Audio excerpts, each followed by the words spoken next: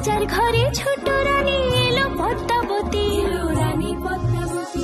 রাজার আরো 6টি রানীর ছিল না সন্তান, পদ্মাবতীর কোলালোতে মিলল সমাধান। বছর যেতে জন্ম নিল 7 ছেলে 1 মেয়ে, হয় খুশির আকাশ হঠাৎ কালো মেঘে গেল ছেয়ে।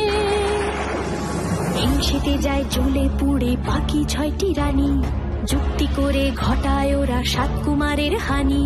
সুযোগ মতো 7 ছেলেকে মাটিতে দেয় পুঁতে, বাঁচে একা পারুল, ওরা পায় না তাকে ছুতে। ধাইমা বাঁচায় সেই মেয়েকে বড় করে তোলে, 7 ভাইকে পায় যে পারুল 7টে চাপা ফুলে। এত কিছুর পরেও রাজার বিপদ যে কাটে না, সূর্য নগরে সুখের সূর্য আর ওঠে না। হিংসা বিবাদ বিচ্ছেদ আর প্রেমের কাহিনীতে পারুল বোন কি পারবে 7 ভাই চম্পাকে জাগাতে।